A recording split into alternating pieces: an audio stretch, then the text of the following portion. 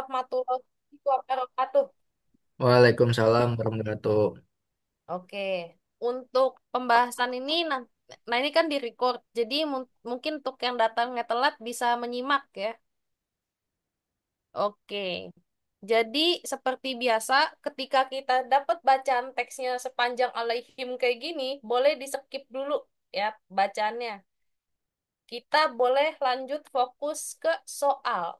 Jadi supaya tahu apa sih yang ditanyain di soal. Misal kalau di sini kan kita ada pembahasan mengenai mainly concern ya. Jadi the passage is mainly concern. Ketika kita nemu keterangan soal mainly concern, artinya kita membahas topik bacaan. Nah, dari mana topik bacaan berasal? Tentunya berasal dari kalimat utama atau main idea ya, tiap-tiap teks. Jadi kalimat utama ini dia jumlahnya sesuai paragraf. Misal kita di bacaan katakanlah ada 5 paragraf, maka kita harus mencari 5 kalimat utama untuk kita cari benang merah atau hubungannya dijadiin topik. Jadi yang topik itu adalah yang mencakup semua pembahasan di bacaan. Semua paragraf loh ya, jadi nggak boleh ada yang bahasannya ketinggalan.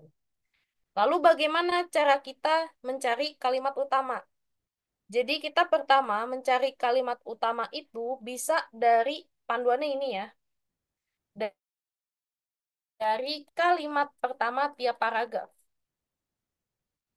Misalnya kalimat pertama paragraf 1, paragraf 2, paragraf 3 dan sampai habis. Nah, ini yang paling umum. Formatnya biasanya di awal. Bagaimana kita menentukan kalimat utama? Nah, kita menentukan kalimat utama itu dari kalimat yang bisa dijelaskan lagi dengan kalimat penjelas. Misal contoh, katakanlah ada kalimat misalnya contoh, COVID is a dangerous virus. Nah, itu kan sifatnya umum. Jadi bisa dijelaskan dengan kalimat penjelas. Kok bisa misalnya COVID bahaya? Apa penyebabnya? Nah, itu kan bisa dikembangkan lagi. Kita cari dari kalimat yang paling umum. Jadi, tidak semua bacaan itu kalimat pertamanya itu kalimat utamanya ada di kalimat pertama tiap paragraf. Ada juga yang kalimat akhir pada paragraf. Misalnya kalimat akhir paragraf 1, paragraf 2. Nah, ini ada syaratnya tapi terms and condition-nya itu dia berbentuk kesimpulan.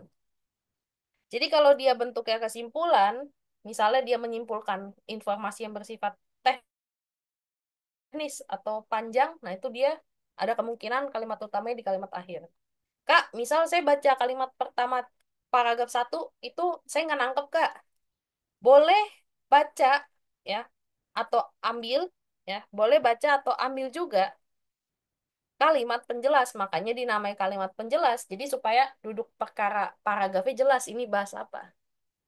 Oke, tanpa waktu lama kita langsung ke prakteknya. Jadi ini kan ada 3 paragraf ya. Oke, halo. Jadi gini, ada 3 paragraf. Jadi ada Ini yang tiga belum berapa? kalimat utama 7 orang ya. harus kita ambil ya.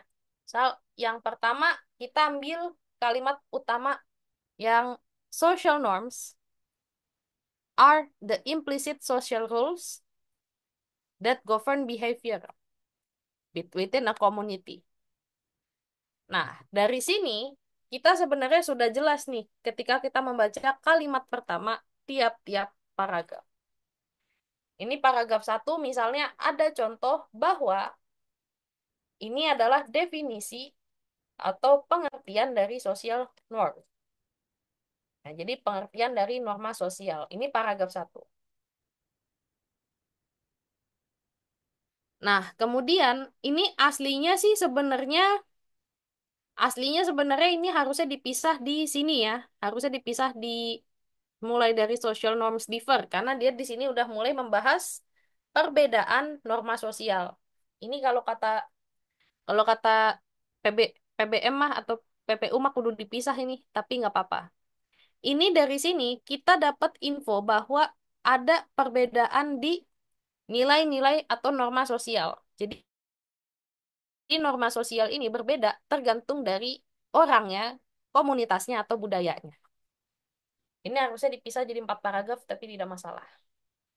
Jadi dari sini, ini kita dapat info bahwa paragraf 1 membahas apa itu norma sosial dan bagaimana dia berbeda. Eh, eh, Definisi atau pengertian dari norma sosial dan bagaimana dia berbeda. Itu yang pertama. Nah, yang kedua, itu kalian boleh tandai kalimat pertamanya. In relation of to social norms, jadi berkaitan dengan norma sosial, one of the big challenge we face. Salah satu dari banyak banyaknya tantangan besar yang kita hadapi adalah menciptakan sustainable culture atau budaya yang istilahnya keberlanjutan, di mana banyak unsustainable action atau aksi yang sebenarnya tidak mencerminkan keberlanjutan itu dianggap normal gitu. Dan bahkan sesuatu yang dikejar oleh orang-orang. Oke, jadi di sini intinya sebenarnya kita udah jelas nih baca kalimat pertamanya pun udah jelas bahwa paragraf 2 itu bahasnya tentang the challenge atau tantangan ya. Jadi tantangan dari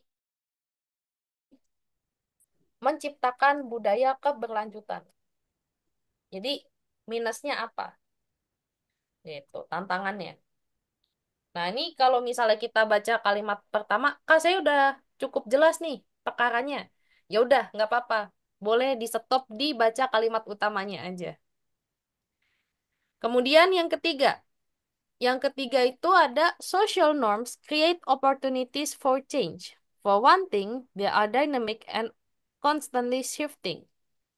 Nah, jadi di sini kenapa kita ambil kalimat kalimat pertama paragraf 3 ini sebagai kalimat utama? Karena di sini sifat kalimatnya umum.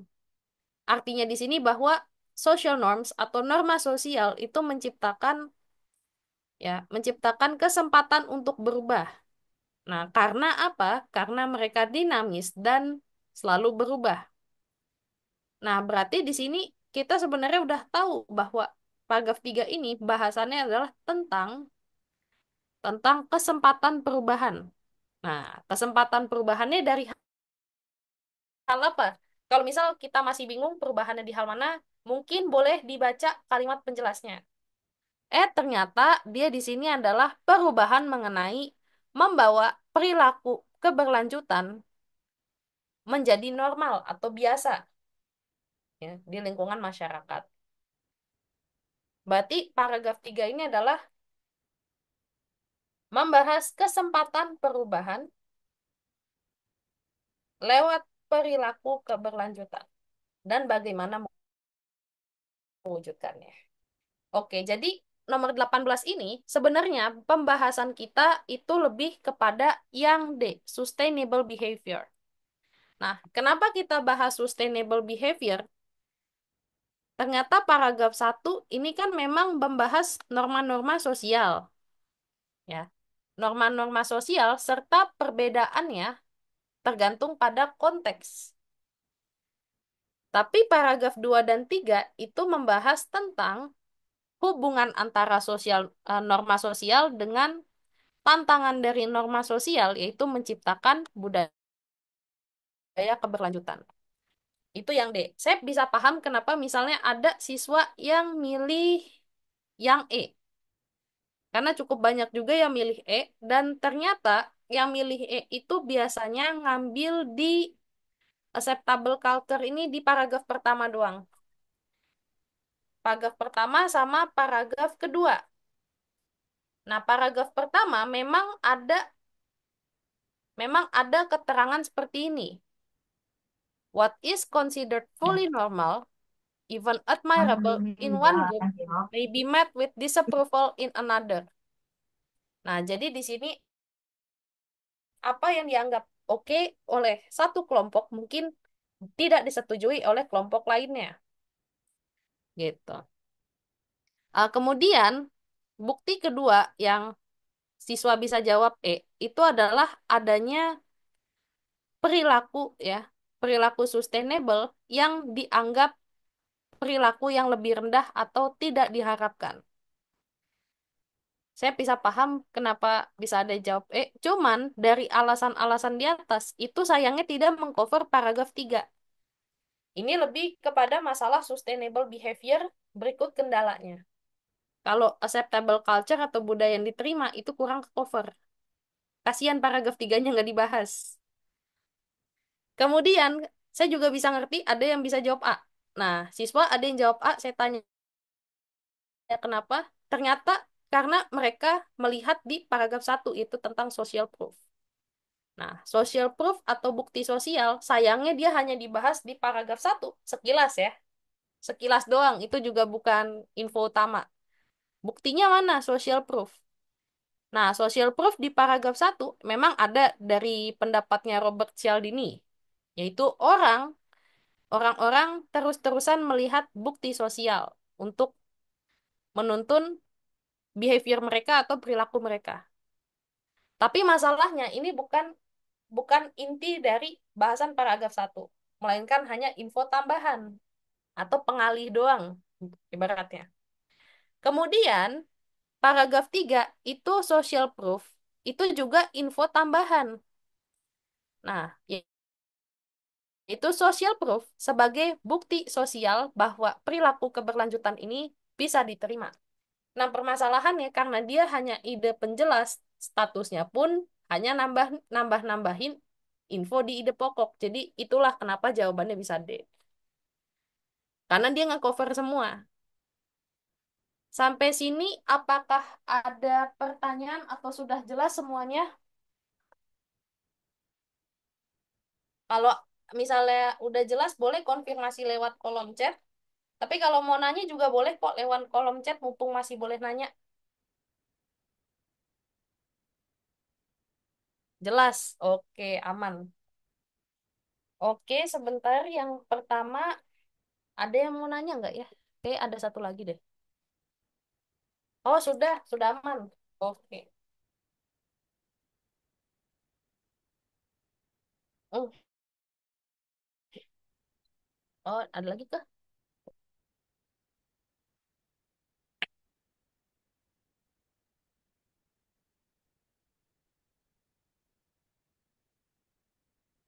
Oke. Oke, sip. Berarti 18 aman ya. Sudah ada dua yang konfirmasi aman. Sekarang saya lanjut ke 19. Jadi 19 itu kendala utama anak-anak ketika vocab adalah main asal nebak doang. Karena satu nggak paham, kedua mereka bingung artinya apa. Jadi disapproval ini di line 5 ya. Kurang lebih posisi di sebelah sini. Nah, ini disapproval. Posisi sini. Ya udah, bentar saya hapus dulu. Nih, saya pertama tandain dulu ada kata disapproval. Kemudian, setelah kita tandai, kita anggap dulu kata sulit ini kosong. Nah, untuk kata sulit yang kosong ini boleh kita anggap kosong. Terus nanti kita terjemahin secara kasar kalimat di sekitar kata sulit tersebut.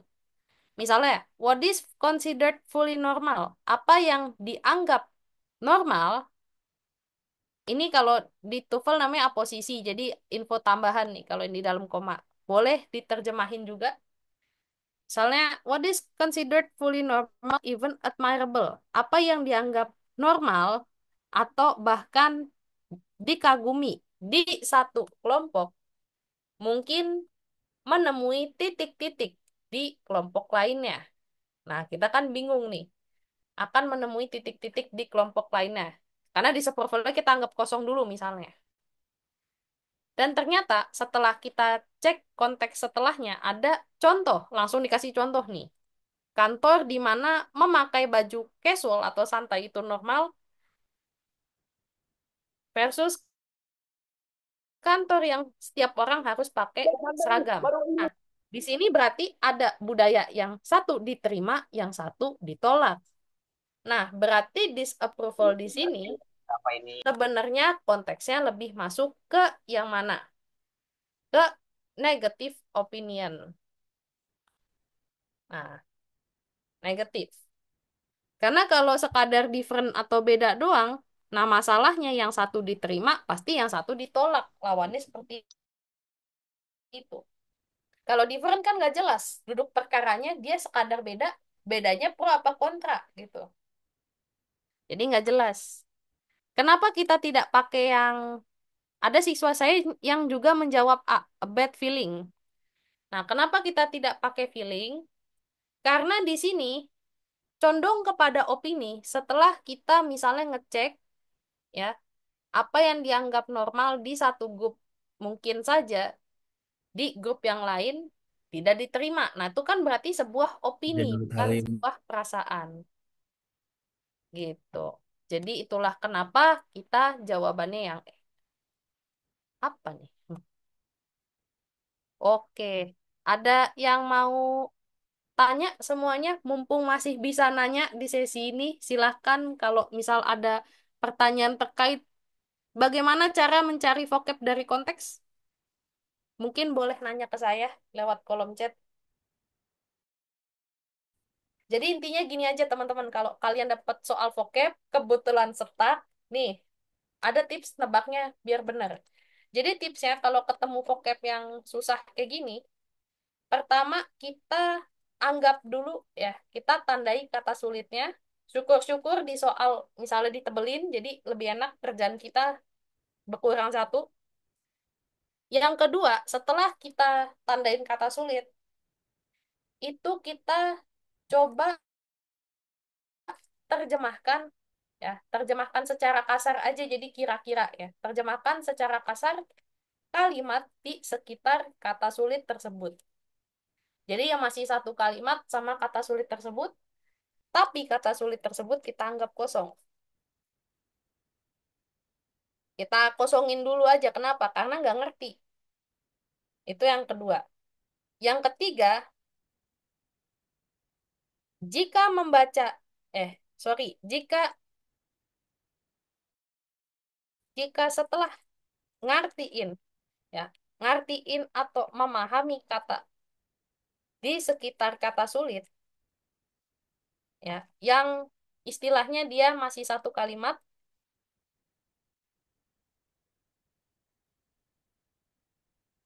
silahkan nyebrang ke kalimat sebelum atau sesudahnya.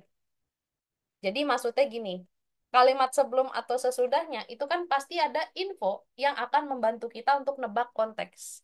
Misalnya kita baca kalimat sebelumnya, oh ternyata dia rujukan, ada rujukan atau kalimat setelahnya, oh ternyata idenya dia lebih lengkap. Jadi kita langsung kepikiran, wah jangan-jangan kata yang kosong ini maknanya misalnya a negative opinion atau pendapat yang negatif. Dan setelah kita cek konteksnya, masuk. Berarti kita tandain. Ini sedikit tips untuk menjawab soal vocab ya. Kendalanya pada gini. Di PC-nya emang ntar bisa nebelin kata kah, Miss? Gini, gini. Jadi kalau misalnya UTBK, emang sih nggak bisa nebelin kata. Cuman kalian bisa di bold pakai kursor ya, seperti kata admin. Boleh atau mungkin ya kan pasti pasti dikasih tahu dong letak kata sulit tersebut di mana. Misalnya di line 3 atau mungkin di paragraf 2 sentence 3 kalimat paragraf 2 kalimat 3. Nah, itu pasti dikasih tahu. Jadi ingat-ingat aja posisi kata sulitnya di mana. Jadi misalnya kita anggap aja kosong dulu gitu. Oke, sampai sini untuk 19 paham semuanya atau mungkin ada yang mau nanya lagi? Boleh lewat kolom chat nih, mumpung masih boleh nanya ya.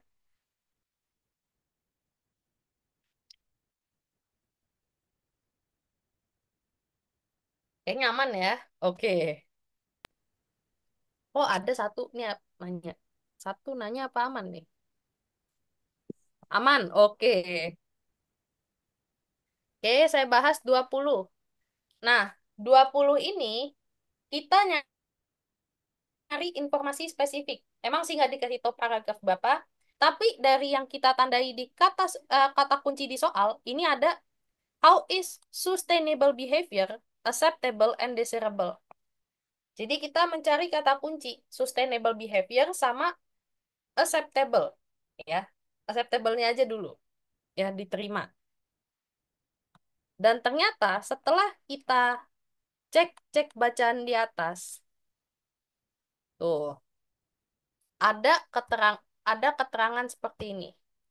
We need to give people evidence, evidence atau bukti ya.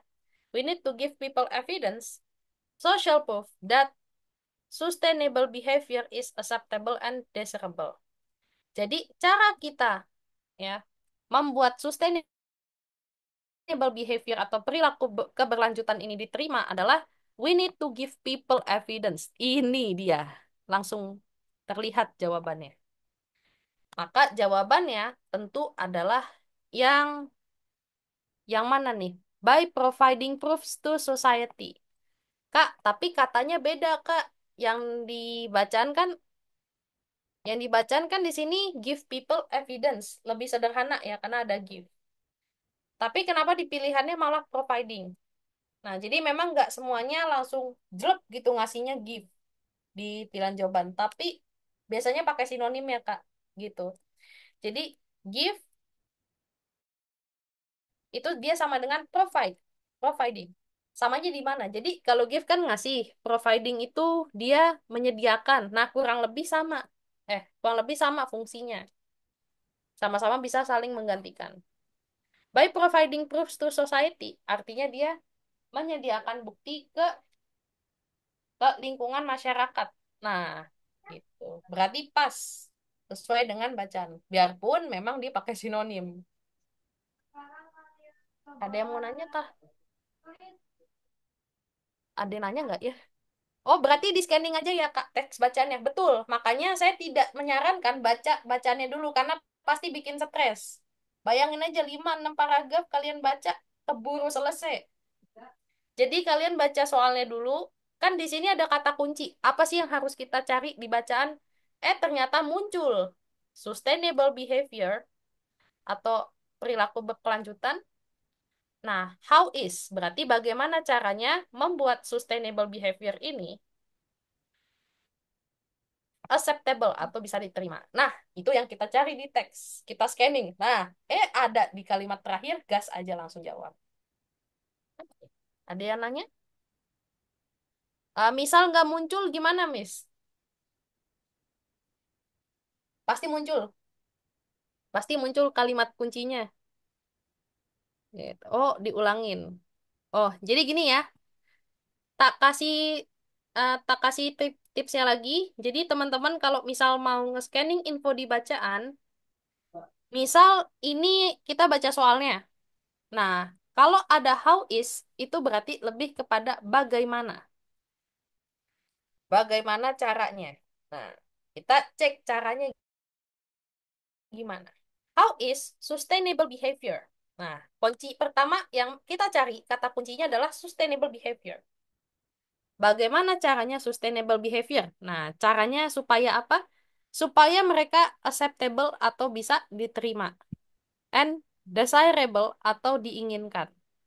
Nah, berarti kita cari info yang mengandung bagaimana caranya membuat perilaku ini acceptable.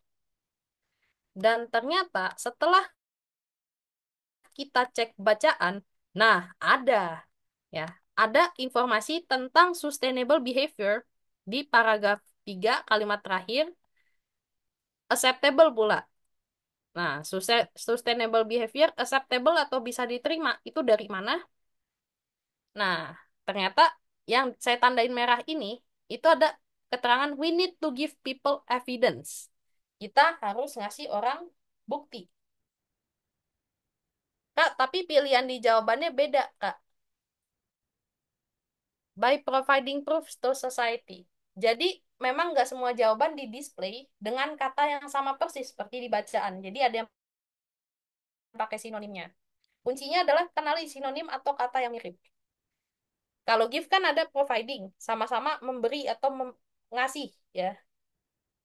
Kemudian proofs itu sebenarnya maksudnya adalah kalau dibacaan tadi proofs, di pilihan jawaban proofs. Nah, dibacaan evidence. Itu hasilnya sama dengan bukti. Jadi mereka sinonim, ya. Providing proofs to society, berarti giving evidence, kasih bukti sosial. Itu caranya. Oke, sampai sini paham? Atau ada yang mau ditanyakan?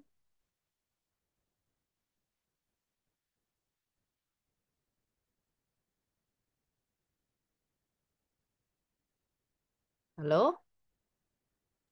Tes. Lanjut Kak. Lanjut ya. Oke, aman. 21 kita, jadi ini kita ada close test juga atau melengkapi kata yang kosong. Nah, ada nanya kah? Paham? Oke, aman. Alhamdulillah. 21 ini bedanya vocabnya memang beneran kosong. Kalau saya kan tadi ngasih tips vocab itu yang ada kita anggap kosong untuk nerjemahin secara kasar. Nah, ini beneran kosong. Caranya gimana? Nah, sama dengan tadi yang ada kata kosongnya kan sebelah sini. Kita coba untuk menerjemahkan atau memahami situasi dari kalimat yang ada kata kosongnya ini. Nah, di sini ternyata kita dapat info the average earning of college graduate at a level that is twice as high as that of workers with only a high school diploma.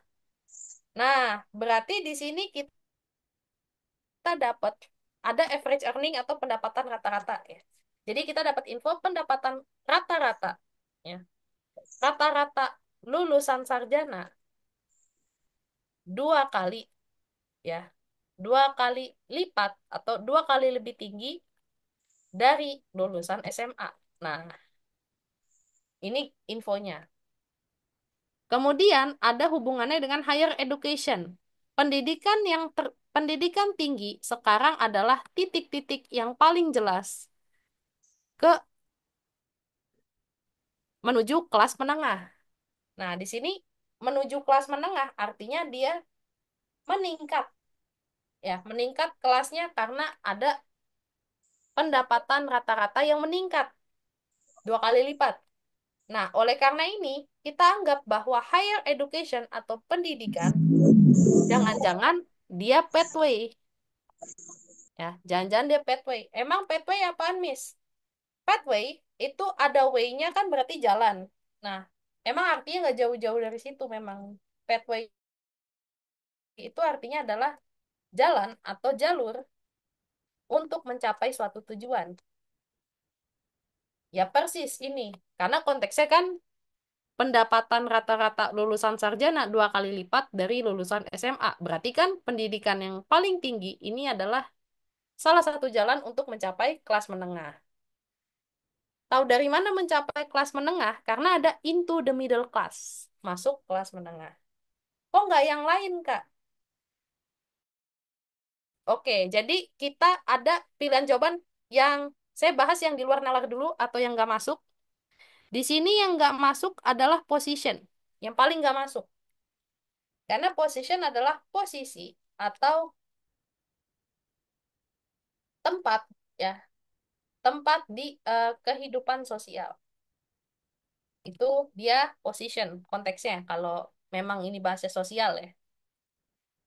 Kemudian ada beginning. Nah, beginning itu adalah permulaan. Dan ini juga nggak masuk konteks. Tapi saya paham kenapa bisa ada yang kejebak jawab A atau D. Karena yang A itu effort, kita ngartiinnya usaha. Sekilas memang terlihat seperti jawabannya menjanjikan, tapi di sini tidak bahas usaha sih sebenarnya ya. Tapi lebih kepada pendapatan yang dia naik dua kali lipat. Nah, otomatis karena pendapatan naik dua kali lipat dibandingkan lulusan SMA, pendidikan tertinggi ini adalah salah satu jalan atau salah satu cara. Nah, caranya untuk masuk ke kelas menengah.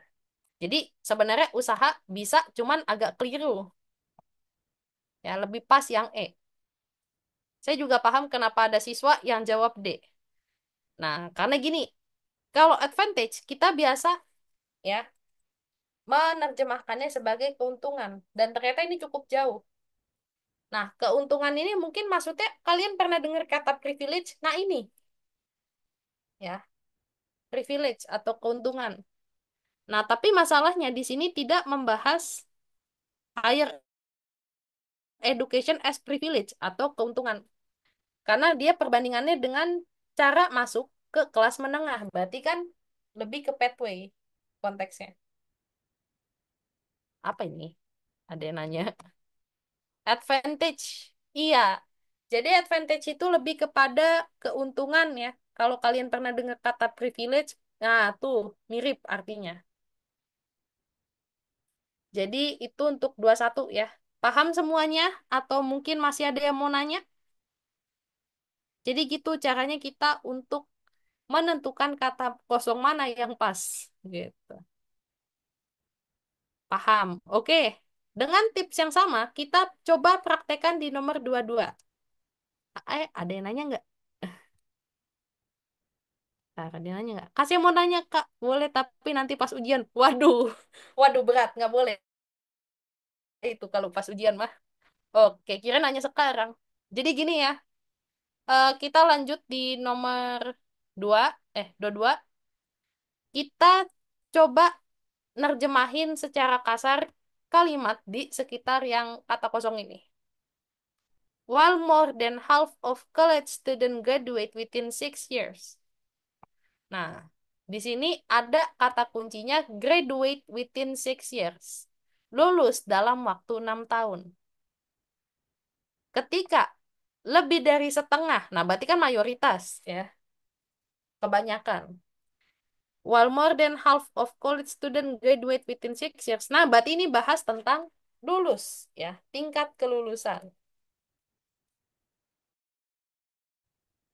Nah, tingkat kelulusan karena jelas-jelas dibilang kalau ya, kalau dalam 6 tahun ada lebih dari setengah ya, lebih dari setengah siswa ya, mahasiswa yang lulus. The titik-titik for low income students. Titik-titik untuk siswa pendapatan rendah adalah sekitar 25%. Jadi kita kurang lebih menerjemahkan kayak apa nih yang misalnya sekitar 25% untuk siswa yang pendapatannya rendah. Dan ternyata emang kan di sekitar sekitar bagian 2 ini memang ada kata more than half of college student graduate within 6 years. Lebih dari setengah dari college student atau siswa ya mahasiswa yang lulus dalam waktu 6 tahun. Nah, berarti ini bahas tentang completion rate. Nah, kenapa kita bahasnya completion rate? Karena sesungguhnya completion rate itu artinya adalah tingkat kelulusan. Ada buktinya di yang distabiloin merah. Apa ini? Buseng. Nggak boleh. Oke, kita masuk ya, bahas yang lain kenapa tidak masuk. Jadi, kenapa kita nggak bahas learning achievement? Karena learning achievement itu adalah capaian pembelajaran. Masalahnya di sini konteksnya adalah kelulusan siswa, kelulusan mahasiswa dalam waktu 6 tahun. Kalau memang kita bahas yang learning achievement atau capaian pembelajaran, nah berarti ini bahas soal nilai harusnya, tapi kan enggak. Gitu. Kemudian academic capacity. Nah, itu adalah kapasitas akademik. Nah, kapasitas akademik pasti berhubungan sama tingkat kecerdasan. Namanya juga kapasitas akademik diukur dengan tingkat kecerdasan. Nah, ini juga nggak dibahas di konteks kalimatnya. Yang dibahas justru adalah berapa siswa yang lulus dalam waktu 6 tahun. Kenapa juga nggak yang D? Yang D adalah pemahaman logis atau pemahaman berlogika. Dan ini juga nggak masuk ya, karena bahas kelulusan apanya yang mau dinilai dari pemahaman logikanya. Kan nggak nyambung gitu. Kemudian yang intellectual development. Ini sama aja dengan yang B, sama-sama salah. Intellectual development itu adalah perkembangan, ya, perkembangan intelektual atau perkembangan kecerdasan. Nah, kalau mau konteksnya harusnya proses belajar, bukan kelulusan mahasiswa. Jadinya nggak masuk. Satu-satunya yang masuk cuma jawaban C. Apa ini? Kok kayaknya vocabnya bukan yang umum-umum ya? Apa besok juga gitu pas tes? Dari tahun ke tahun saya amati format soalnya memang yang dipakai itu adalah vocab akademik ya. Jadi memang bukan vocab yang general atau yang biasa kita pakai hari-hari buat speaking atau writing di sekolah-sekolah pada umumnya. Jadi ini vocabnya level akademik yang biasanya ada di buku-buku teks ilmiah atau jurnal. Jadi memang bahasa Inggrisnya mohon maaf aja kalau Sopeng. kadang nggak umum. Gitu. Vocab TOEFL gitu ya, Kak? Ya, betul. Mirip-mirip. Oke. Jadi begini, untuk dua-dua ada yang mau nanya? Dua-dua apa sudah paham semua tipsnya? Oke. Saya paham, Kak. Oke, Alhamdulillah. Oke, kita lanjut di nomor 23. Oke, 23 kita skip aja dulu ya bacaannya karena rata-rata siswa pada stres duluan tuh kan panjang, makanya kita skip aja dulu. Oke, kita baca soalnya dulu. Nah, baca soalnya dulu. Nah, menurut bacaan, nah di sini what did scientific articles? Nah, ada artikel ilmiah polls. Nah, polls ini adalah hasil survei. Artikel ilmiah, hasil survei dan banyak siswa di Northern ini temukan. Nah, berarti di sini penemuannya kita cari di teks adalah penemuan dari Northern ya. Artikel dari Northern. Oh, ada Portage Northern. Nah, kalau kita lihat di sini ada Pol ya. Tapi di sini ada Galapol dan ini nggak masuk ya.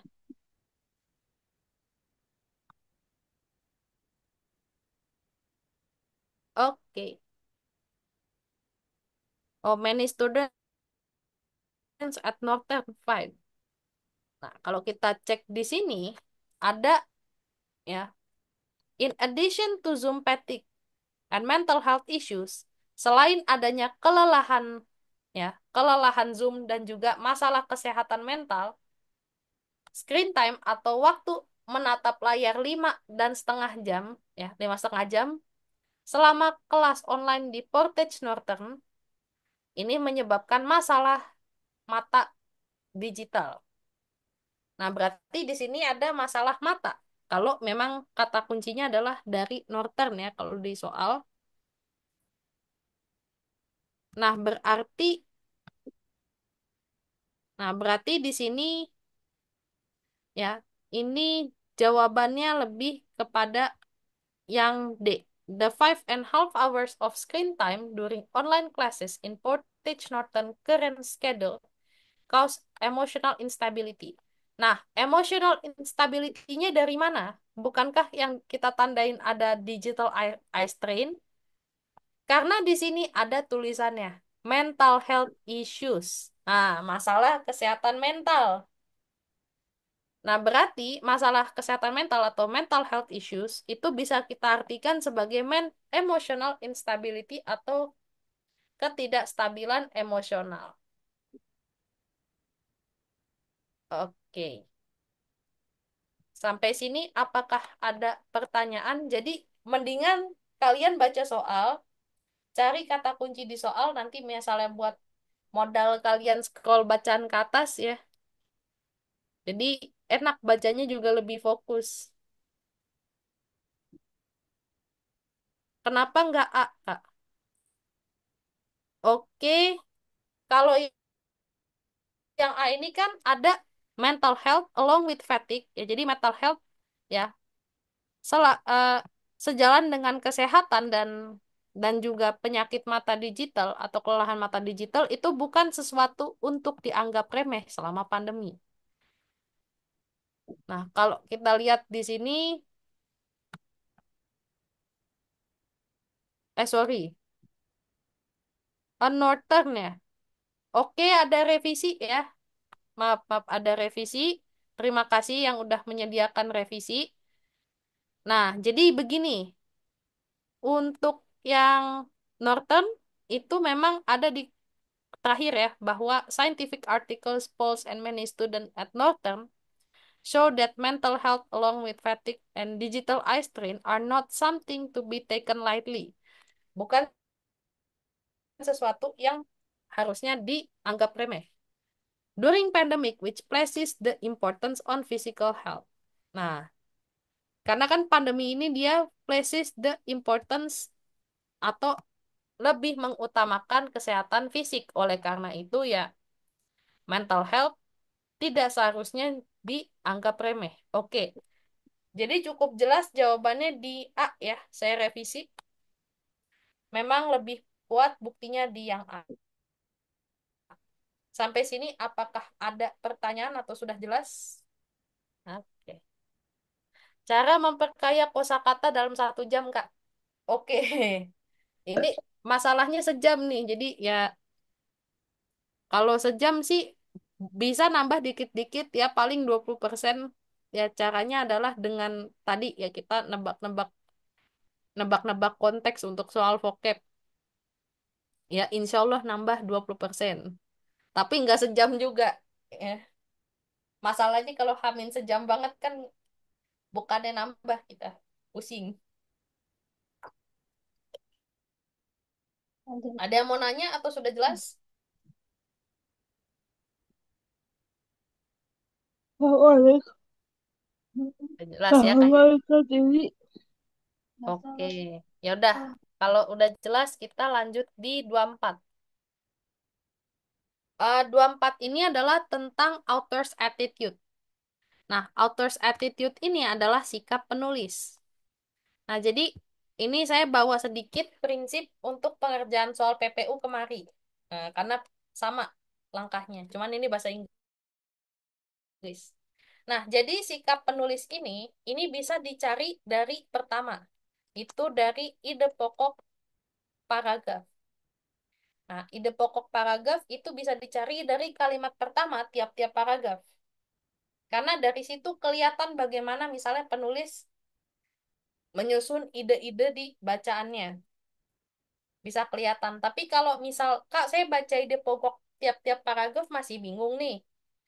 Ada saran lain nggak? Ada. Itu bisa dicek misalnya opini ahli yang terlibat di bacaan. Nah, dari opini ahli kita bisa melihat misalnya dia pro atau kontra terhadap suatu isu, apakah dia misalnya menganjurkan atau justru melarang. Itu bisa kelihatan sikap penulisnya. Dan yang ketiga, biasanya untuk sikap penulis di bahasa Inggris kita condong menghindari ya kata sifat negatif. Misalnya katakanlah apa nih? Kata sifat negatif di sini bisa bias ya. Bias itu artinya bias atau opininya berat sebelah. Tapi kita cek dulu sikap penulis berdasarkan bacaan. Nah, kalau kita cek di kalimat pertama tiap-tiap paragraf, jadi emang beban bacanya lebih ringan dibandingkan kita baca semua. Karena ya cuma nandain ide pokok tiap-tiap paragraf. Oke, yang pertama ini ada keterangan online school has forced students, parents, and teachers alike to make a tremendous change in their daily routine. Bahwa di sini ya sekolah online itu dia memaksa semua pihak, maksudnya semua pihak yang terlibat, misalnya guru, orang tua, dan siswa, to make a tremendous change, ya, memaksa semua pihak untuk membuat perubahan besar. Nah, perubahan besar yang dimaksud di sini adalah video calls. Itu pertama. Yang kedua, di sini ada hasil penelitian. Tapi di sini kan yang pertamanya langsung teknis ya. Jadi ini ide pokoknya ternyata di akhir yaitu berbentuk kesimpulan. Dikatakan bahwa sekolah online tidak mempunyai elemen sosial dari sekolah offline yang penting bagi siswa ya, bagi pembelajaran emosional dan juga sosial siswa. Nah, berarti di sini paragraf 2 ya. Jadi paragraf 2 ini pada intinya dia membahas tentang sekolah online yang kekurangan elemen elemen penting bagi siswa untuk ya, belajar emosional dan sosial. Kenapa kita nggak pakai kenapa kita nggak pakai yang 29% atau kalimat pertama sebagai kalimat utama? Soalnya dia terlalu teknis, jadi pengembangannya susah. Nah, yang berarti dia bentuknya kesimpulan paragraf 2. Ada ya paragraf yang seperti itu namanya namanya kalau nggak salah sih paragraf deduktif ya, ngambil kesimpulan. Kemudian paragraf 3 ini ada keterangan. Nah, ada keterangan bahwa ya, bahwa kurangnya interaksi fisik itu dia membunuh kesehatan mental atau stabilitas mental. Nah, berarti di sini adalah pengaruh buruk kurangnya interaksi.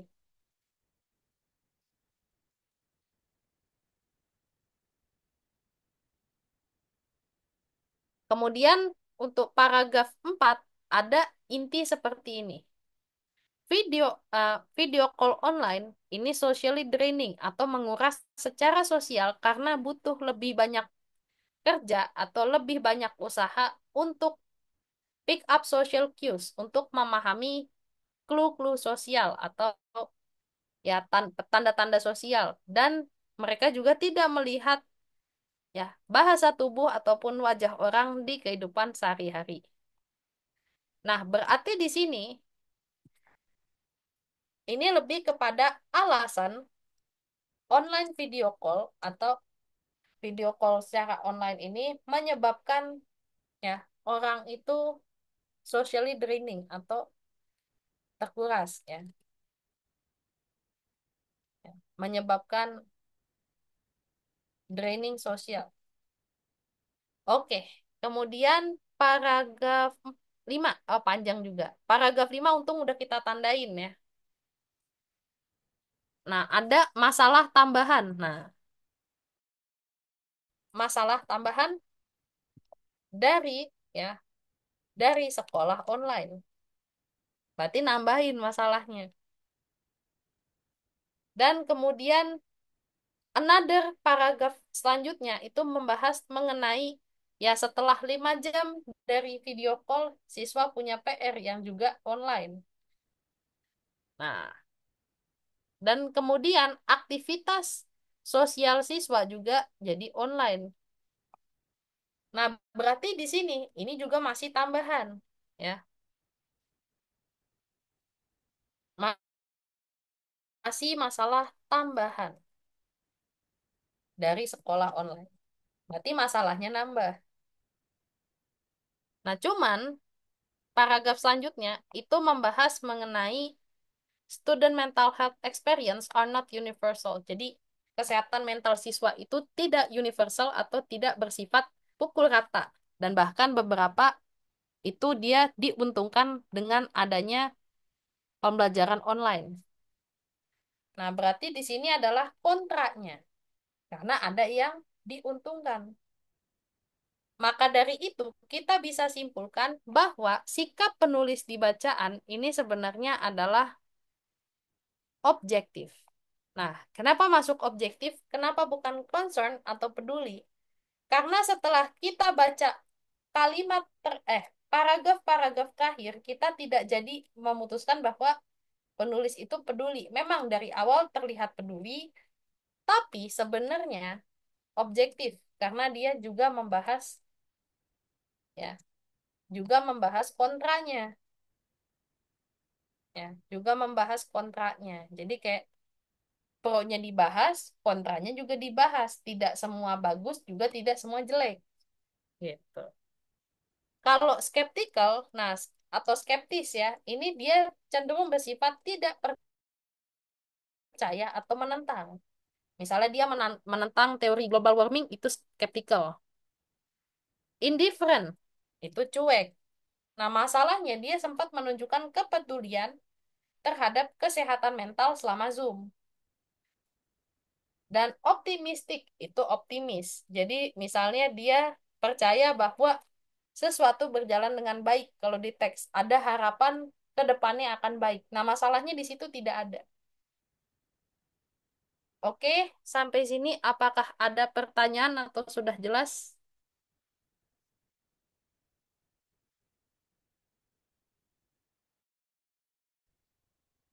Oke, kayaknya udah jelas ya, soalnya nggak ada yang nanya lewat kolom chat. Jadi, sikap penulis seperti itu cara menentukannya ya. Bisa dari ide pokok paragraf, bisa ada opini ahli kalau memang ada, ya.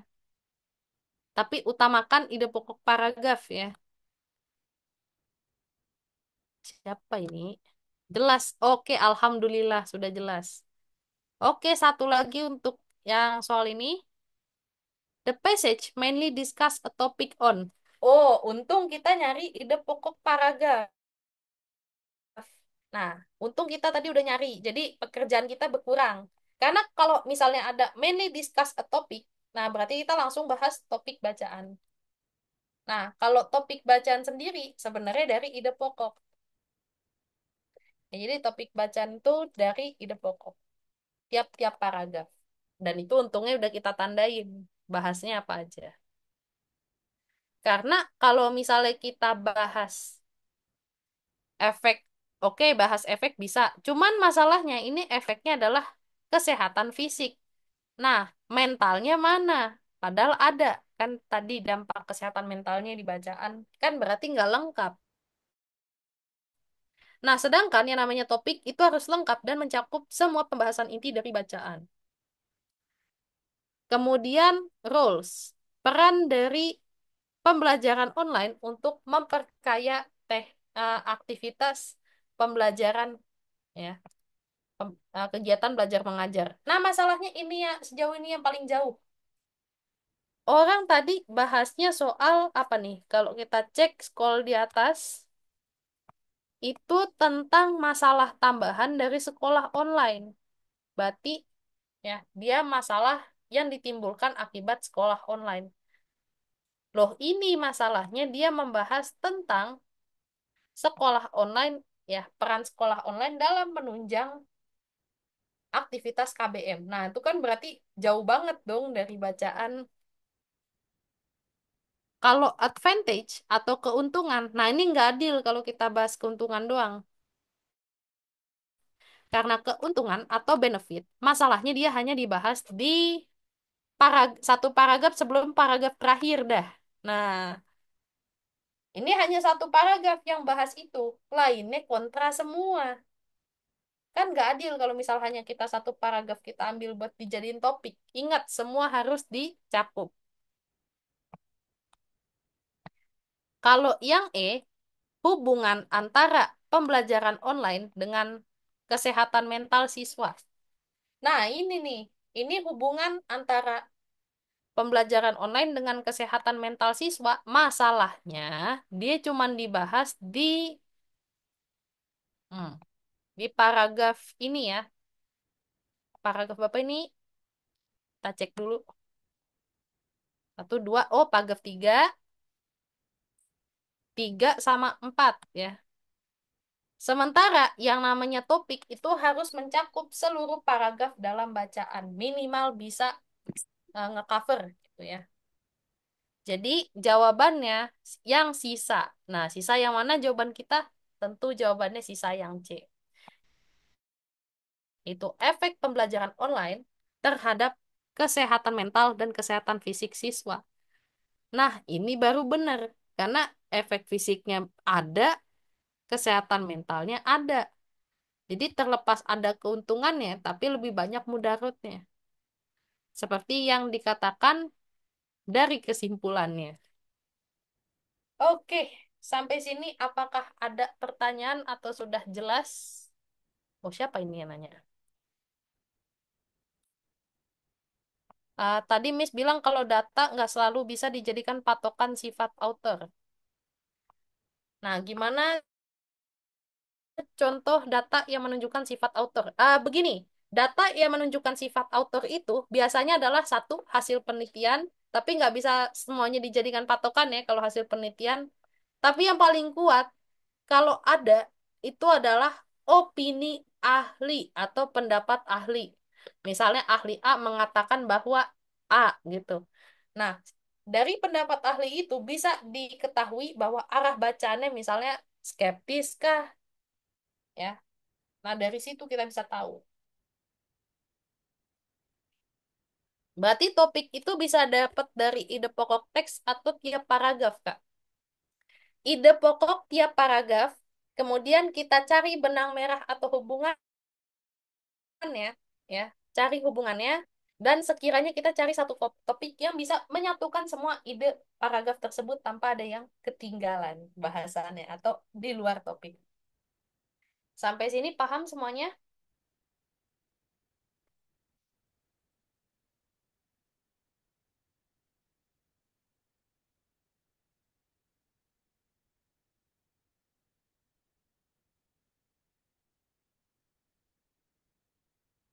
Oke, paham? Halo? Paham, Kak. Paham ya. Oh, enggak. Oke, sip. Oke, jadi mungkin untuk pertemuan hari ini saya akhiri sampai di sini. Mohon maaf karena saya juga lagi kurang sehat ya. Terima kasih banyak yang sudah hadir. Mohon maaf kalau saya ada salah-salah kata ataupun salah teknis. Nanti di-share, Kak. Iya, ada recordingnya nanti sama adminnya di-share. Oke, terima kasih semuanya sudah hadir. Saya pamit undur diri. Wassalamualaikum warahmatullahi wabarakatuh. Waalaikumsalam Terima kasih, warahmatullahi Kak. wabarakatuh. Terima kasih Kak Asya atas waktunya pada malam hari ini. Oke, untuk recordnya ditunggu aja ya. Insya Allah besok atau enggak Bang usahakan besok pagi udah ada di channel YouTube Hari Digital.